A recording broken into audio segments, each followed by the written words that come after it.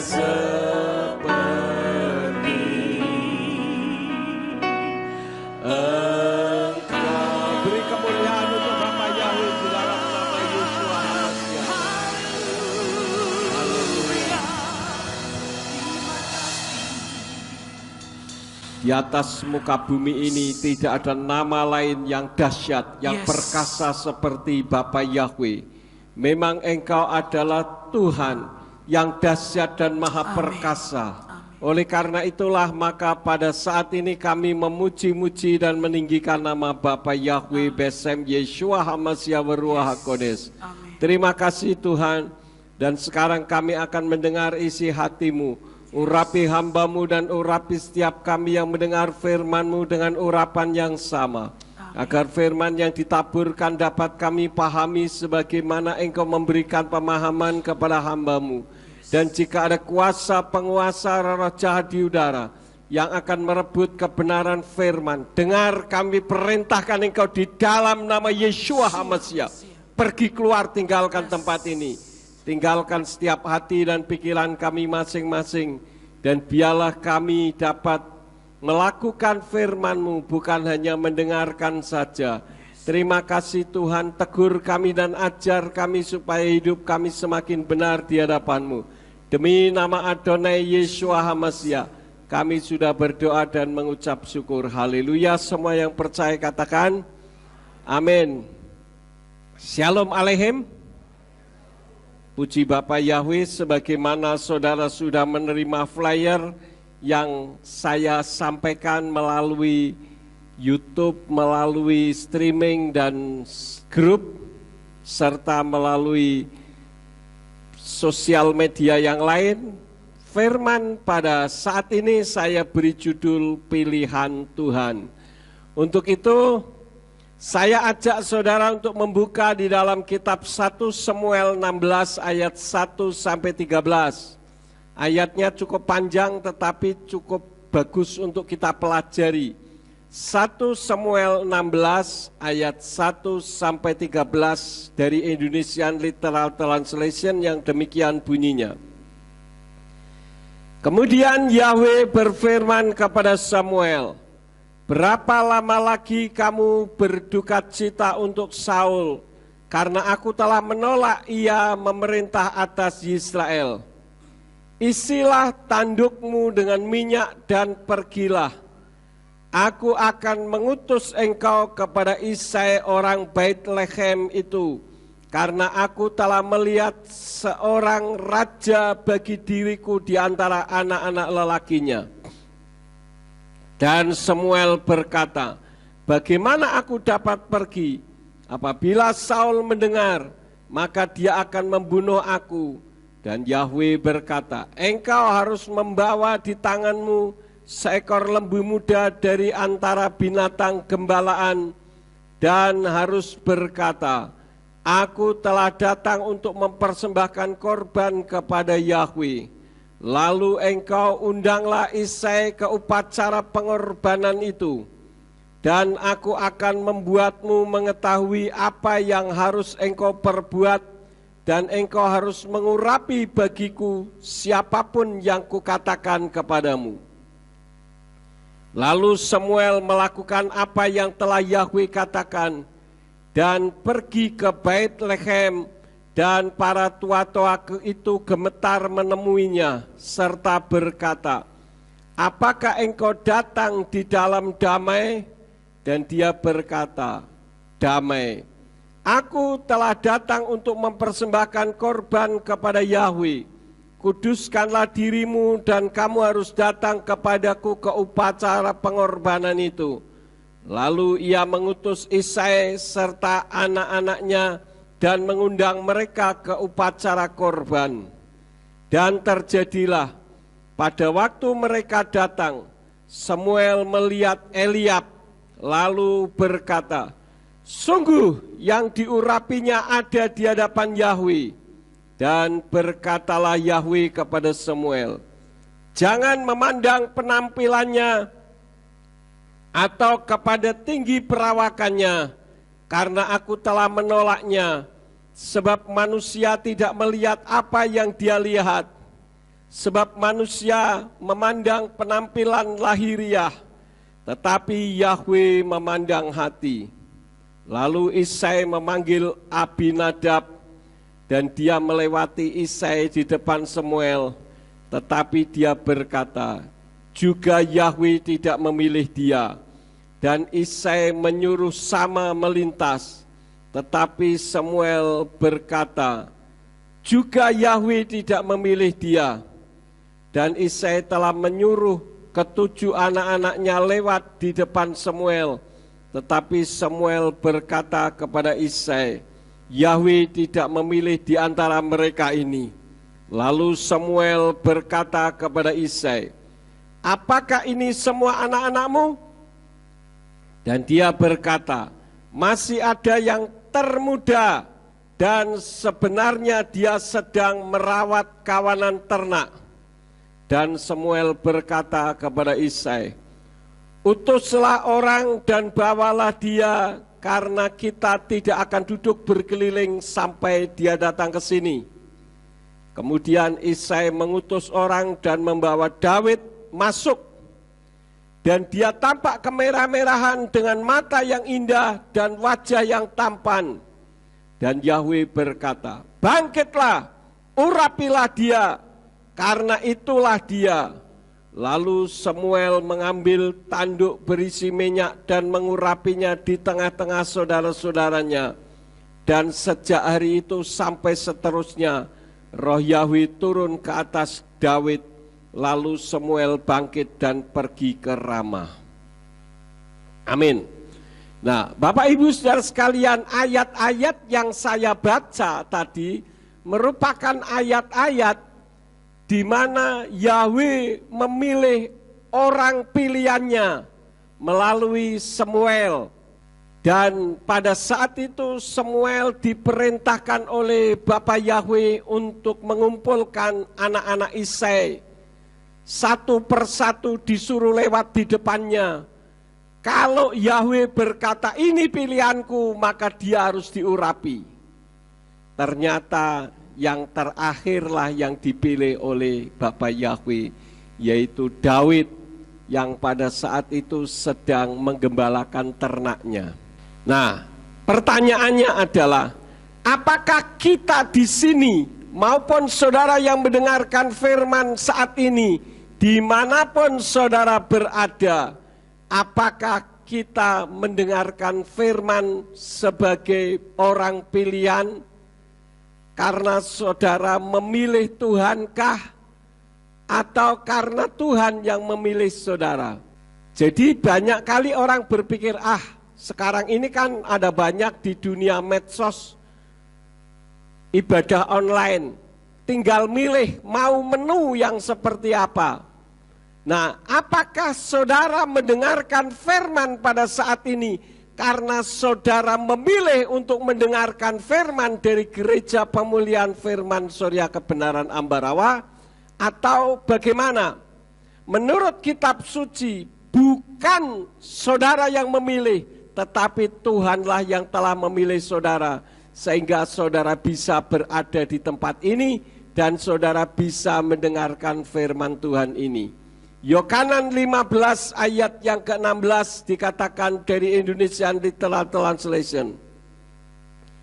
Bukan kamu yang telah memilih aku, melainkan aku yang telah memilih kamu, dan aku telah menempatkan kamu supaya kamu dapat pergi dan menghasilkan buah, dan buahmu itu tinggal tetap, sehingga apa yang telah kamu minta kepada Bapa dalam namaku, Dia dapat memberikannya kepadamu. Jadi menurut ayat ini, kalau saudara pada saat ini ada di depan saya, atau saudara yang nonton video dari YouTube ataupun dari streaming, itu semua bukan karena saudara yang memilih untuk ikut mendengarkan firman dari Gereja Pemulihan Firman Surya Kebenaran Ambarawa, tetapi semata-mata karena Tuhanlah yang memilih saudara. Nah, yang menjadi pertanyaannya, pilihan Tuhan itu seperti apa? Dan apakah kita meresponi orang sebagai pilihan Tuhan? Bisa saja saudara memang pilihan Tuhan, tetapi kalau saudara tidak meresponi, maka pilihan Tuhan itu gagal. Dan yang menggagalkan bukan Tuhan tetapi diri kita sendiri. Nah, yang menjadi pertanyaannya, pilihan Tuhan itu seperti apa? Dan apakah kita meresponinya? Saya akan berikan beberapa poin pilihan Tuhan itu seperti apa. Sekarang saudara renungkan, apakah saudara sama seperti yang tertulis yang saya sampaikan ini? Kalau saudara melakukan seperti apa yang saya sampaikan, berarti saudara meresponi pilihan Tuhan. Sekali lagi, Tuhan memilih saudara, tetapi apakah saudara meresponi atau tidak, ini yang jadi masalahnya. Nah, pilihan Tuhan itu yang seperti apa? Yang pertama, tidak harus ahli kitab. Ada orang yang mengatakan begini, Pak, masa sih Tuhan pilih saya? Saya ini kan tidak sekolah teologi ya. Saya orang sederhana, orang biasa-biasa saja. Saya tidak bisa berbuat apa-apa. Dengar baik-baik, kalau saudara berpikir seperti itu, sama saja saudara sedang melecehkan Tuhan. Tuhan memilih saudara karena Tuhan tahu isi hati saudara. Saudara mendengarkan firman pada saat ini karena Tuhan tahu siapa saudara. Jadi tidak harus ahli kitab. Tetapi yang Tuhan mau adalah ketulusan kita dan mau bekerja. Tentu yang dimaksud mau belajar dan bukan pemalas. 1 Korintus 1 ayat yang ke-27 dari Indonesian Literal Translation dikatakan, akan tetapi Elohim telah memilih mereka yang bodoh bagi dunia, supaya dia dapat mempermalukan mereka yang berhikmat. Dan Elohim telah memilih mereka yang lemah bagi dunia, supaya dia dapat mempermalukan mereka yang kuat. Ayat ini mengajarkan bahwa Tuhan tidak terlalu butuh orang pintar. Perhatikan, tidak terlalu butuh. Butuh tidak saudara-saudara? Butuh, tetapi tidak terlalu butuh orang pintar. Banyak orang-orang pintar teologi, tetapi dia memutar balikkan fakta. Sehingga mengubah kebenaran menjadi sesuatu yang rasional. Sehingga kebenaran menjadi sirna karena dirasionalkan. Harus masuk otak. Padahal Tuhan itu bukan di luar kepala, tetapi melampaui akal manusia. Saya sering kali umpamakan kalau misalkan ada orang bertanya, Tuhan itu ada, sejak kapan Tuhan ada?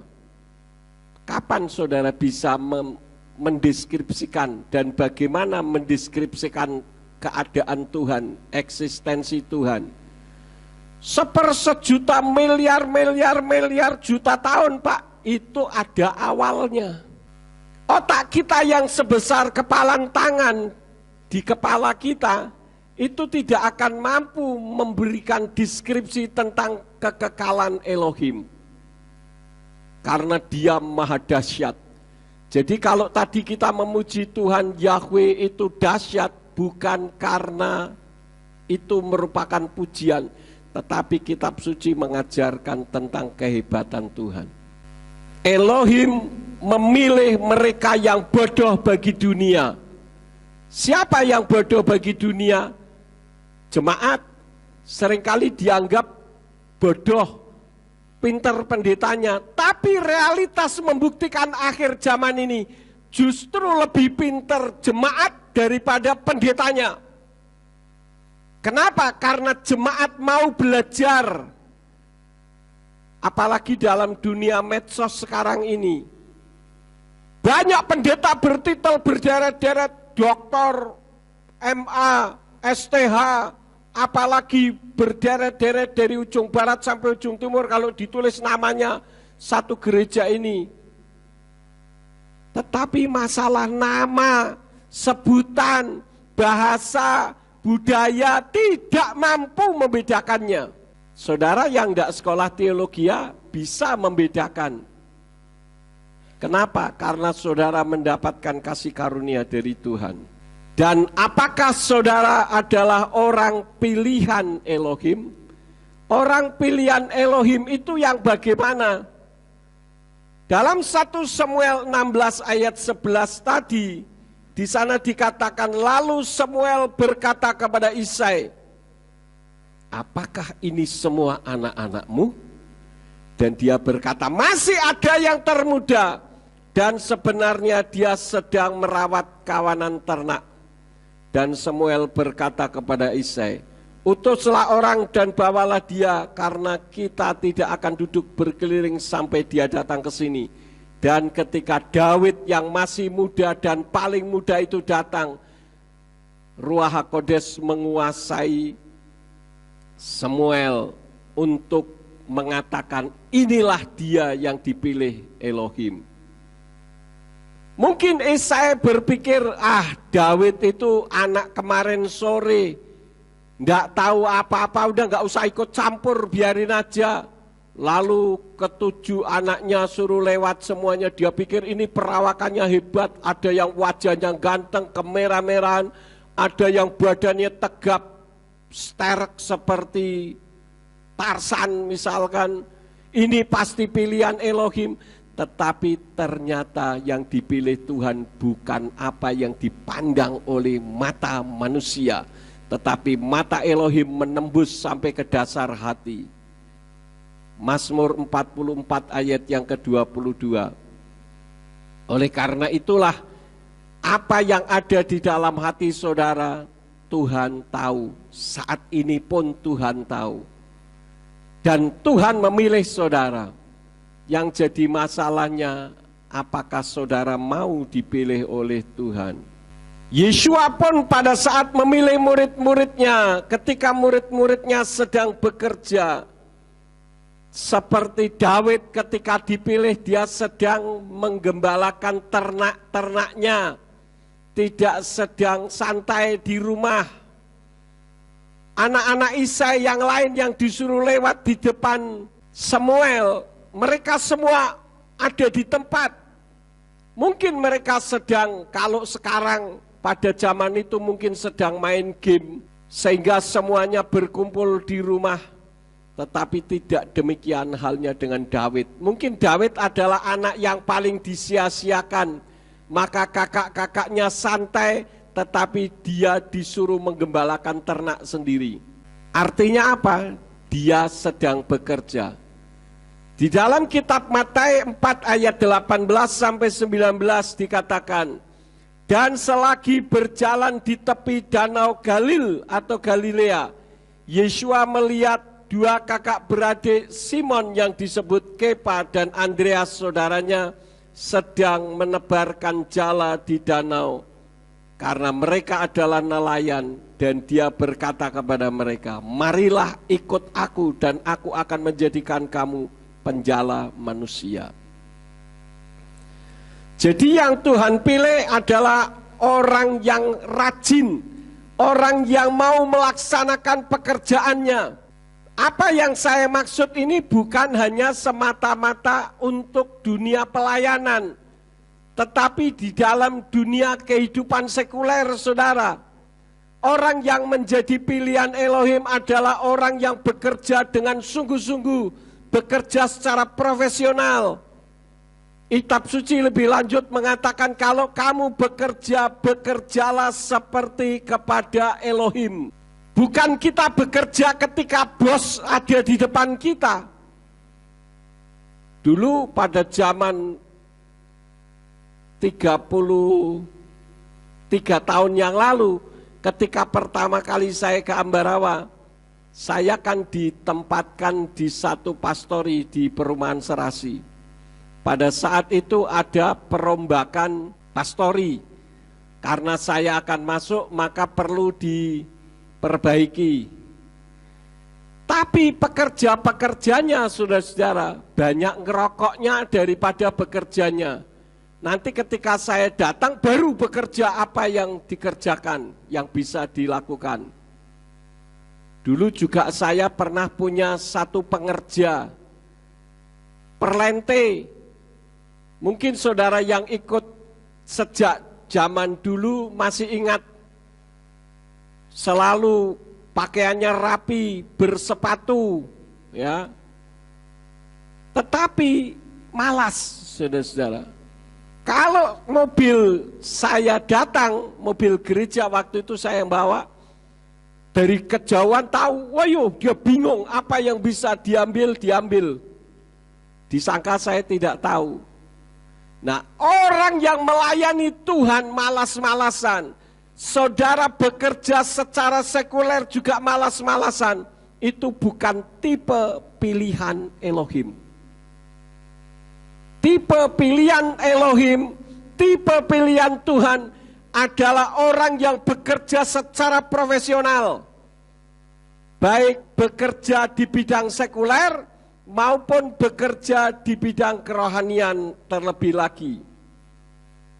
Amsal 13 ayat yang keempat dari Indonesian Literal Translation dikatakan, jiwa si pemalas sangat menginginkan tetapi tidak memperolehnya, tetapi jiwa pekerja keras akan dibuat makmur. Jadi orang malas itu hanya penuh dengan angan-angan. Angan-angannya tinggi tetapi tidak pernah kesampaian. Kasihan Delo, orang bilang begitu. Karena hanya angan-angan saja, mimpi di siang bolong. Karena itu saya seringkali katakan, kehidupan saudara dalam bergereja, kehidupan saudara dalam kehidupan sekuler, ada saudara dengan tidak ada saudara harus berbeda. Kalau ada saudara dan tidak ada saudara sama saja, lebih baik apa?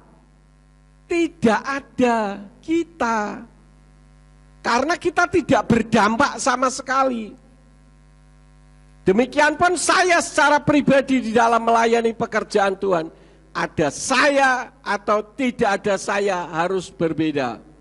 Itulah sebabnya gereja pemulihan firman ada sebagaimana ada saat ini. Jangan kita bekerja kalau ada bos kita datang. Tetapi perhatikan, ada sepasang mata yang selalu melihat apa yang saudara kerjakan dan apa yang saudara lakukan, yaitu mata Elohim. Artinya kalau saudara bekerja, mau ada pemimpin saudara atau tidak ada pemimpin saudara, bekerja dengan sungguh-sungguh. Karena itulah maka Rabi Saul mengatakan kepada sidang jemaat di kitab 2 Tesalonika 3 ayat yang ke-10 dari Indonesian Literal Translation dikatakan, sebab bahkan ketika kami berada bersama kamu, kami telah memerintahkan hal ini kepadamu bahwa jika seseorang tidak mau bekerja, janganlah dia makan. Artinya kalau menjadi pemalas, apa yang akan dikerjakannya? Setiap hari hanya duduk manis, tidak ada yang dikerjakan, menantikan duit jatuh dari langit. Orang yang seperti ini pada akhir zaman seperti ini akan terlibas dan tersingkir dengan sendirinya. Ingat, persaingan sekarang ini semakin ketat. Karena itu kita harus berprestasi. Kalau saudara berprestasi, ketika ada pengurangan tenaga kerja, tidak mungkin bos saudara akan mengurangi tenaga kerja melibatkan saudara. Tidak akan mungkin, karena perusahaan pasti akan rugi. Kecuali kalau perusahaannya bangkrut, lain masalah, semua kena. Demikian pun di dalam pelayanan. Kalau kita melayani dengan sungguh-sungguh, Tuhan akan campur tangan dan bekerja bersama-sama dengan kita. Coba saudara bayangkan, gereja pemulihan firman Surya Kebenaran Ambarawa menjadi gereja sebetulnya yang paling muda di kota ini. Paling muda. Sering kita diejek-ejek, tetapi apakah dengan diejek kita kemudian rontok imannya? No. Saya kalau diejek, justru saya akan buktikan bahwa saya tidak seperti apa yang diejekkannya. Artinya justru ejekan itu menjadi cambuk untuk kita maju. Jangan kemudian mengkeret. Mengkeret itu bahasa Indonesianya apa sih? Kecil hati, ya. Itu yang pertama. Nah, coba saudara renungkan. Kriteria yang pertama ini ada tidak di dalam diri saudara sebagai cerminan saudara menjadi orang pilihan Elohim. Kalau tidak, lakukan supaya saudara menjadi orang yang berkriteria pilihan Elohim. Yang kedua, mau dipilih. Jika tidak mau, saudara akan mengalami kerugian karena Tuhan akan pilih orang lain. Tuhan memilih saudara itu menjadi seorang pionir, seorang pemimpin, bukan sebagai ekor. Ulangan 28 ayat yang ke-13 dikatakan, dan Yahweh akan membuat engkau menjadi kepala dan bukan ekor. Engkau akan tetap naik dan tidak akan turun. Ketika engkau mendengarkan perintah Yahweh Elohimmu, yang aku perintahkan kepadamu pada hari ini untuk memegangnya dan melakukannya. Jangan saudara percaya dengan falsafat dunia yang mengatakan manusia hidup itu ibarat roda berputar. Kadang di atas, kadang di bawah. Saya tidak meyakini itu. Saya lebih meyakini ayat firman Tuhan ini, di mana Tuhan memilih kita untuk menjadi kepala dan bukan ekor. Kita akan terus naik dan tidak akan pernah turun. Artinya seperti kita menaiki tangga. Ketika kita terasa sepertinya sedang terpuruk, sebetulnya kita sedang berhenti menanti di tangga itu untuk lewat lagi, lebih tinggi. Oleh karena itu ketika panggilan Tuhan itu datang, apa yang harus kita lakukan? Jangan saya Pak, saya itu orang yang tidak bisa apa-apa. Masa Tuhan menciptakan orang oon? Tidak, saudara-saudara. Tuhan menciptakan saudara itu istimewa loh. Ya. Coba sekarang saudara ngomong sama diri saya kepada diri saudara sendiri. Tidak usah bunyi, ngomong di dalam hati. Kamu adalah pilihan Tuhan yang hebat. Ngomong kepada diri saudara sendiri. Jangan mengatakan, aku raiso popo. Sembayang we gemeter Pak. Jangan saudara berpikir begitu. Saudara sedang mengecilkan artinya Tuhan. Ngomong seperti yang Yesaya katakan di dalam Yesayahu pasal 6 ayat yang ke-8 dari Indonesian Literal Translation dikatakan, dan aku mendengar suara Tuhan yang mengatakan, siapa yang akan aku utus dan siapa yang akan pergi untuk kami? Dan aku berkata, inilah aku, utuslah aku. Pada hari ini, pagi ini, baik saudara yang ada di depan saya, maupun saudara yang menonton di rumah masing-masing, Tuhan memilih saudara. Yang jadi masalahnya bagaimana respon saudara. Loh Pak, saya bukan pendeta. Tadi saya sudah katakan untuk menjadi pilihan Tuhan tidak harus jadi pendeta. Kalau jadi pendeta semua, siapa yang jadi jemaatnya? Tidak harus jadi pendeta, tetapi orang yang memberikan respon, ini aku, utuslah aku. Kenapa tantangan Tuhan ini datang? Karena pendeta yang sudah tahu nama Yahweh tidak berani mengajarkannya. Tidak konsekuen. Oh itu nanti Pak, kalau sudah banyak baru saya akan mengajarkannya. Itu hanya mencari aman, saudara. Orang lebih takut kepada manusia daripada takut kepada Elohim. Dan saya ingatkan, pendeta yang sudah tahu nama Yahweh tidak berani mengajarkan, hati-hati. Darahnya akan ditanggungkan. Kenapa? Karena yang memiliki sorga itu Yahweh, bukan Allah. Surganya Yahweh dengan surganya Allah itu beda. Jangan disama-samakan. Surganya Yahweh itu penuh dengan kemuliaan. sedangkan surganya Allah itu ada bidadari-bidadarinya. Jadi saudara mau memilih surganya siapa? Kitab suci mencatat beberapa kali bahwa Yahweh itu kediamannya di sorga, di Samayim. Perhatikan, dengarkan, catat saja. Nanti kalau belum sempat mencatat, bisa diulang. Yahweh pemilik sorga, 1 Raja-Raja 8 ayat 30, ayat 39, ayat 43, ayat 49. 2 Tawarikh 6 ayat 21, ayat 30, ayat 33, ayat 39. Ini tercatat berulang kali bahwa Yahweh itu bersemayam di tempat kediamannya di Samayim, di sorga. Jadi jangan main-main, karena kitab suci katakan apa? Yahweh itu juru selamat. Anoki Yahweh wa'en mibal adai mosia. Akulah Yahweh, tidak ada juru selamat selain aku. Yesaya 43 ayat berapa? Ayat 11. Lalu bagaimana dengan Yesua, Pak? Yesua juga juru selamat, karena Yesua itu Yahweh yang turun ke bumi dalam wujud seperti manusia. Jadi yang kedua saya ingatkan, mau dipilih. Saudara mau dipilih atau tidak? Perhatikan, pengenalan nama Bapa Yahweh itu seperti bola salju yang menggelinding dari bukit turun ke bawah. Dia akan mengikat salju-salju yang lain sehingga bola yang awalnya kecil ketika turun sampai ke bawah menjadi semakin besar. Artinya apa?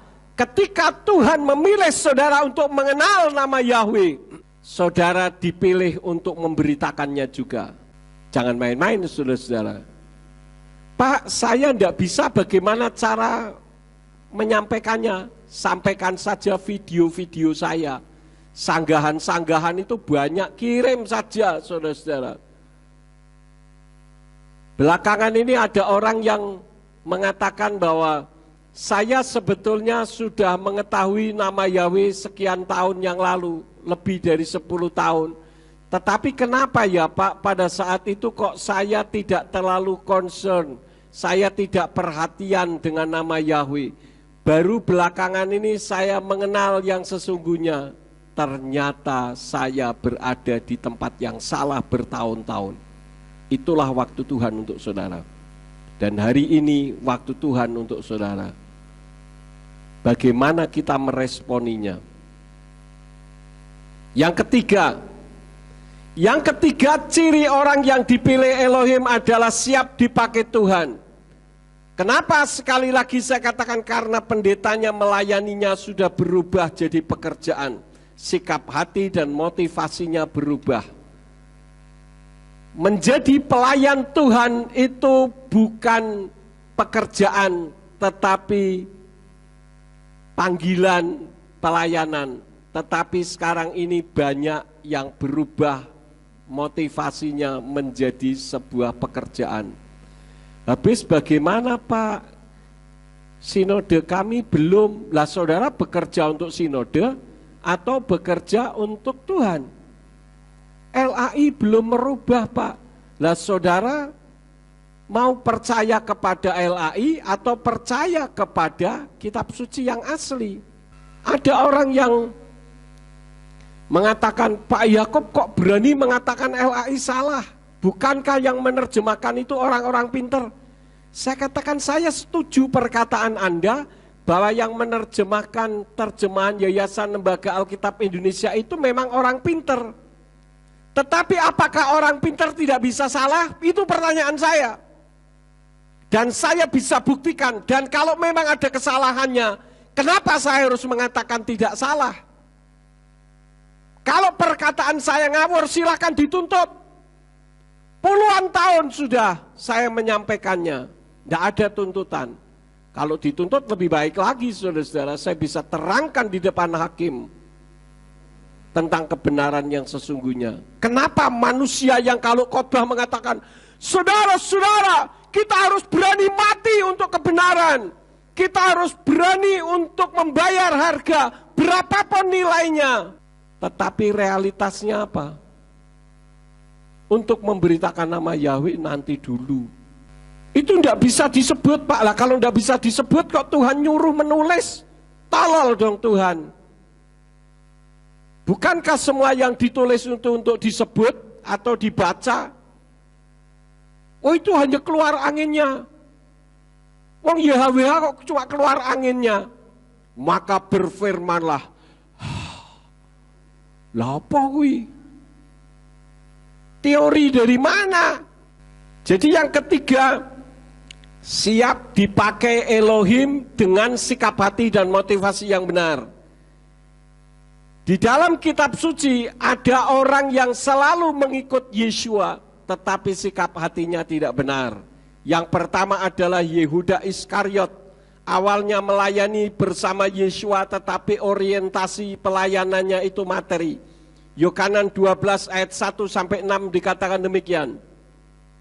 Kemudian 6 hari sebelum Pesak, Yeshua datang ke Betania, tempat kediaman, tempat beradanya Elazar atau Lazarus yang telah meninggal itu, yang telah dia bangkitkan dari antara yang mati. Lalu di sana mereka mengadakan perjamuan malam baginya, dan Marta terus melayani, dan seorang dari antara mereka yang duduk makan dengan dia adalah Elazar.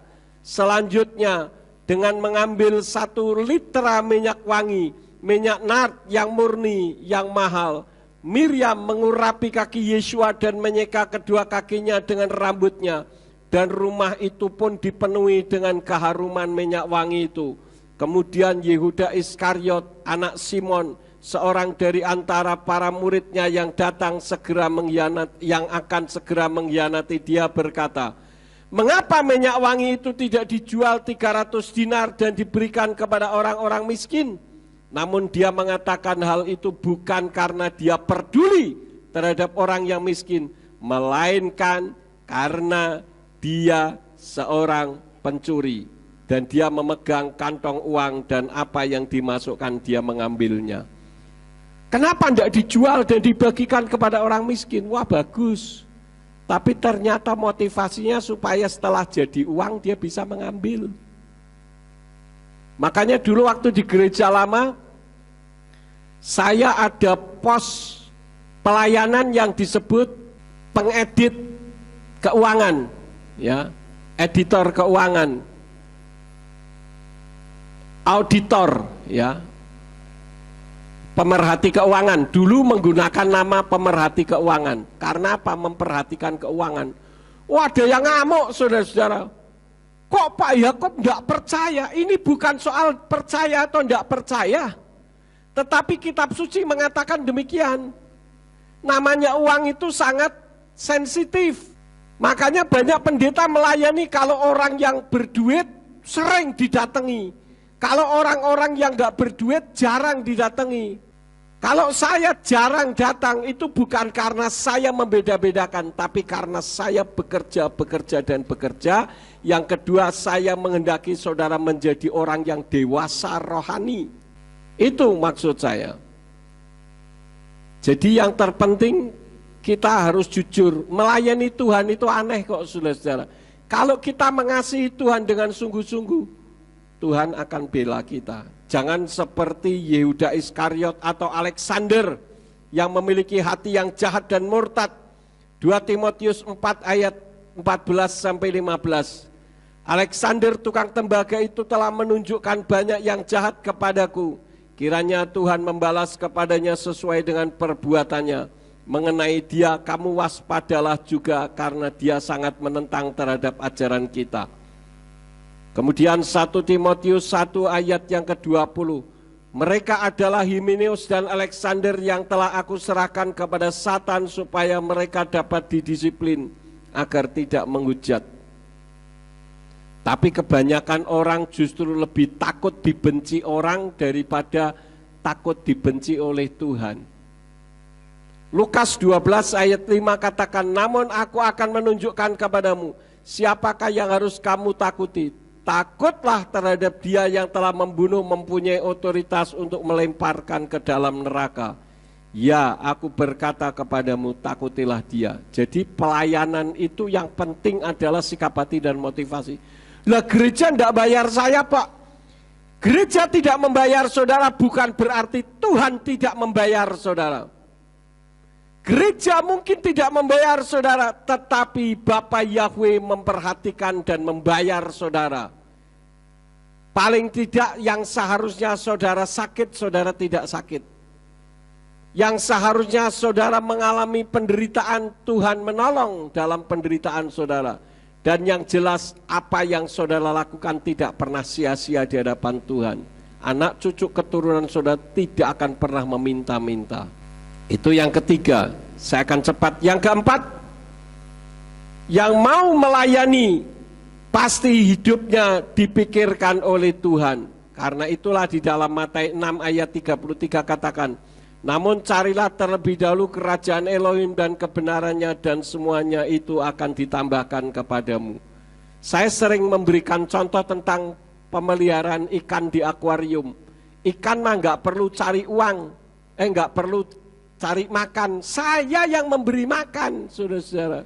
Karena saya pemiliknya. Kalau saudara menjadi pemeliharaan Tuhan, maka Tuhan yang akan mencarikan makan kepada saudara. Bahkan kitab suci katakan ketika saudara sedang tidur, berkat-berkat sudah disediakan untuk saudara. Makanya ketika saudara bangun, tangan bisa terangkat begini, ini kita puji Tuhan.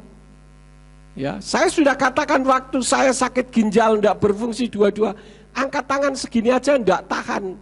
Kenapa? Karena harus mengeluarkan tenaga ekstra yang sangat besar, tetapi tidak kuat karena darah sudah beracun semua.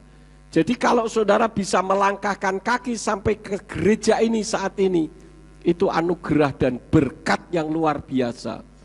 Jangan berkat itu selalu konotasinya berupa uang. Ini mata duitan saudara-saudara. Kalau lihat duit matanya bukan hijau, merah.